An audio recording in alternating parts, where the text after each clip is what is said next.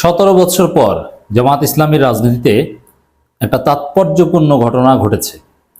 17 বছর পর নির্বাচন কমিশনে জামাত ইসলামীর নেতৃবৃন্দ, চমৎকার দৃশ্য।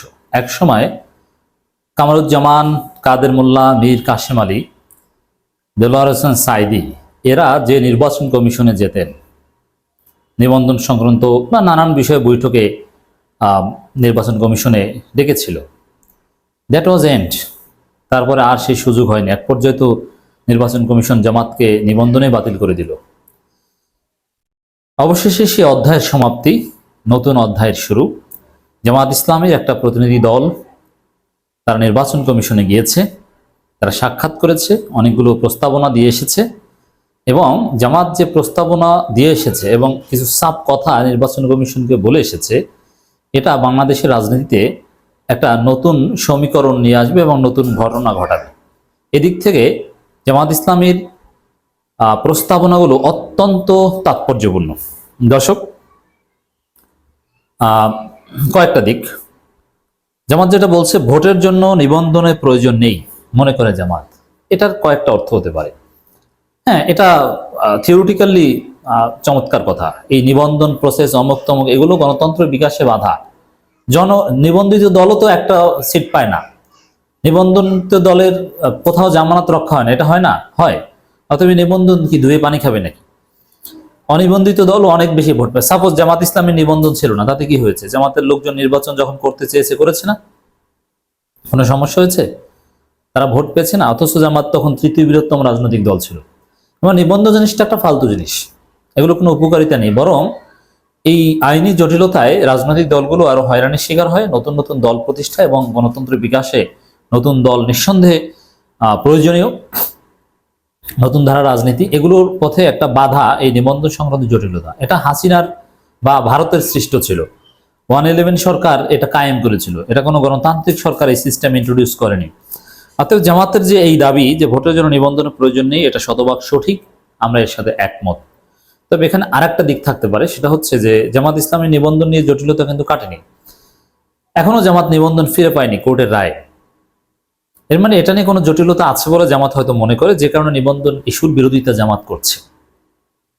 থিওরিটিক্যালিও যৌক্তিক এবং এটা হতে পারে। তবে এই বিষয়টা আমরা যেটা বলতে চাই, দেখেন, জামাত ইসলামী নিবন্ধন ফিরে পাওয়া কোর্টের রায়ের মাধ্যমে এবং এটিএম আজহারুল ইসলামের মুক্তি পাওয়া, এগুলো লিগাল কোনো বিষয় হিসেবে আমরা দেখতে চাই না। এগুলো পলিটিক্যাল বিষয়।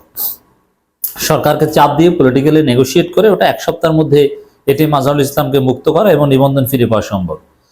এখানে জামাতকে এখনো নিবন্ধন না দেয়া, খুব স্লো গতিতে শুনানি হওয়া, রেজিস্টার হয়েছে, এগুলোর মধ্যে ডিপ স্টেটের কোনো খেলা থাকতে পারে বা কোনো দীর্ঘ পরিকল্পনার অংশ হতে পারে জামাতের নিবন্ধনটা ঝুলিয়ে রাখা।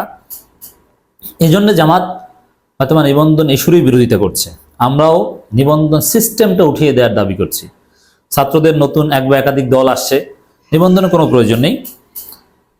নির্বাচনে অংশ নেওয়ার জন্য রাজনৈতিক দলের নিবন্ধনের প্রয়োজন নেই বলে মনে করে জামাত ইসলামী বাংলাদেশ জামাত ইসলামী। দলটির সেক্রেটারি জেনারেল মিয়া গোলাম পরোয়ার জানান, আগে যেভাবে ভোট হতো সেভাবেই ভোট হোক, রাইট, কোনো প্রয়োজন নেই। নিবন্ধন প্রথা চালু হওয়ার ফলে আলাদা কোনো উপকার হয়েছে গণতন্ত্রের না রাজনীতির? আর নিবন্ধন সিস্টেম যখন ছিল না, তখন কি এমন ক্ষতি হতো নিবন্ধনের অভাবে? কিচ্ছু না, এগুলো ফালতু। বৃহস্পতিবার সকালে প্রধান নির্বাচন কমিশনার সহ অন্য কমিশনারদের সঙ্গে বৈঠক শেষে এসব কথা বলেন গোলাম পরোয়ার। তিনি জানান, নির্বাচন কমিশনকে 23টি প্রস্তাব দিয়েছে জামাত ইসলামী। এই 23টি প্রস্তাব অত্যন্ত তাৎপর্যপূর্ণ। এই প্রস্তাবগুলো রাজনীতিতে বিএনপির পাল্টা অনেক প্রস্তাব এখানে আছে, যে বিএনপির যে দ্রুত নির্বাচন অথবা এই ডিসেম্বরের মধ্যে নির্বাচন করার জন্য পাগল হয়ে যাওয়া, এগুলোর পথে এক ধরনের বাধা সৃষ্টি হতে পারে। কারণ জামাতের দাবি এখন গণমানুষ এবং ছাত্ররা যে দাবি করছে, জামাতের দাবি সেটা। বিএনপি সুরে জামাত অফিসিয়ালি কথা বলছে না, ব্যক্তিগতভাবে দুই একজন জামাত নেতা বলে থাকতে পারেন। গোলাম পরোয়ার বলেন, সংস্কার ছাড়া নির্বাচন চায় না জামাত ইসলামী। তা না হলে শহীদদের রক্ত বৃথা যাবে। জনগণের আকাঙ্ক্ষা স্থানীয় নির্বাচন আগে হোক, আমরা জনগণের আকাঙ্ক্ষা সমর্থন করি। আর বিএনপি কি বলে দিয়েছে? হ্যাঁ, সরকার জরিপ করেছে, 65% মানুষ মতামত দিয়েছে তারা স্থানীয় সরকার নির্বাচন আগে চায়। দেখেন, এখানে জামাত ইসলামের একজন নেতা, আমি নাম বললাম না, তিনি ছিলেন এখানে। তিনি বললাম না, তার স্বভাবই হচ্ছে বিএনপি সুরে কথা বলার।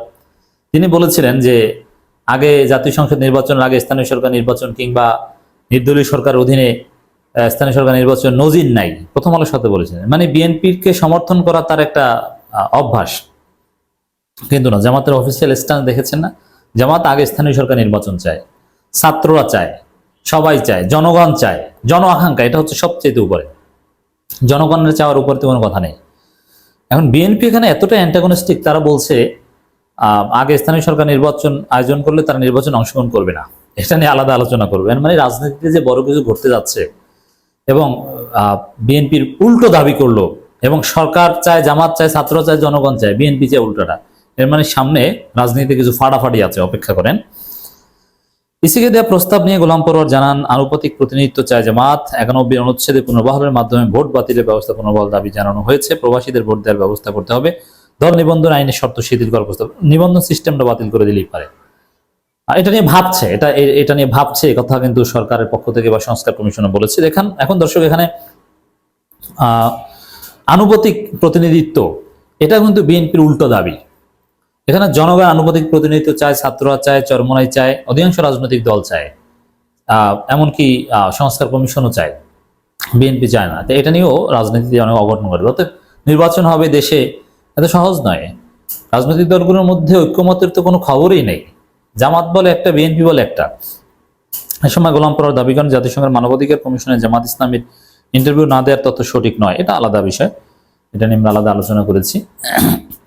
বিএনপির সঙ্গে জামাতের সম্পর্ক নিয়ে এক প্রশ্ন জবাবে গোলাম পরোয়ার বলেন, বিএনপির সঙ্গে মতভেদ থাকতেই পারে, এটা বিউটি অফ ডেমোক্রেসি, সুন্দর, এবং এটা মেনে নিতে হবে। বিএনপির সাথে মতবিরোধ থাকবে এবং এটা অনিবার্য বাস্তবতা। গোলাম পরোয়ার বলেন, আমরা 300 আসনে ভোট করব, সব আসনে প্রার্থী প্রস্তুত করে যাচাই বাছাই শেষ জানানো হবে। এখানে আর একটা বিষয় স্পষ্ট যে জামাত ইসলামী বিচারের আগে নির্বাচন চায় না। আগে বিচার, সংস্কার এবং বিচারের আগে জামাত নির্বাচন চায় না, এটা সাফ জানিয়ে দিয়ে এসেছে। অতএব দর্শক, এই 17 বছর পর নির্বাচন কমিশনে জামাত ইসলামের এই বৈঠক রাজনীতিতে নতুন সমীকরণ নিয়ে আসবে। আগামী দিনে হিসাব নিকাশ এত সহজ নয়। এবং পরিশেষে দর্শক, আরেকটা কথা বলি, আমরা যেহেতু নিবন্ধন সিস্টেমটারই বিরোধিতা করছি এবং জামাত ইসলামীও নিবন্ধন সিস্টেমের প্রয়োজনীয়তা দেখে না, তার সপক্ষে আর দুইটা যুক্তি দিই। দেখেন, নিবন্ধন এটা যে ভুয়া, ফালতু, তার প্রমাণ হচ্ছে 5 আগস্ট পট পরিবর্তনের পর এখন পর্যন্ত জামাত ইসলামের নিবন্ধন নেই, কিন্তু বাংলাদেশের রাজনীতি দাপিয়ে বেড়াচ্ছে কারা? এই নিবন্ধনহীন জামাত ইসলামী। এমনকি বিভিন্ন সার্ভেতে জামাত ইসলামী অলরেডি ক্ষমতায় চলে গিয়েছে, যদিও বিষয়টা এত সহজ নয়। অ্যাটলিস্ট সেকেন্ড, এতে তো কোনো সন্দেহ নেই। হাসিনা পালিয়ে যাওয়ার পর, শেখ হাসিনা পালিয়ে যাওয়ার পর সেনাপ্রধান যাদেরকে ডেকেছে তাদের মধ্যে সবার আগে নাম বলেছে জামাত ইসলামীর আমিরের। এর মানে এই নিবন্ধন ধুয়ে পানি খায়। নিবন্ধনহীন দল এখন ক্ষমতায় যায়, নিবন্ধনহীন দল এখন সবচাইতে বড় দল। জনগণের আকর্ষণে নিবন্ধনহীন দল জামাত ইসলামীর প্রতি। আর এখন পর্যন্ত দলই গঠিত হয়নি, কিন্তু তাদের আকর্ষণ, জনগণের আকর্ষণ তাদের প্রতি, ছাত্রদের। তাহলে নিবন্ধন দিয়ে কি করে? এই নিবন্ধন যে অকার্যকর, ভুয়া, ফালতু, এর যে কোনো গুরুত্ব প্রয়োজনীয়তা নাই, নিবন্ধন থাকা না থাকার যে কিছু নাই, এটা যে হাসিনা জামাতকে হয়রানি করার জন্য চালু রেখেছিল বা কোনো বিশেষ নেতিবাচক উদ্দেশ্যে, এটা তো প্রমাণিত যে নিবন্ধনহীন জামাত এখন হিট। তো আপনি নিবন্ধন দিয়ে কি করবেন?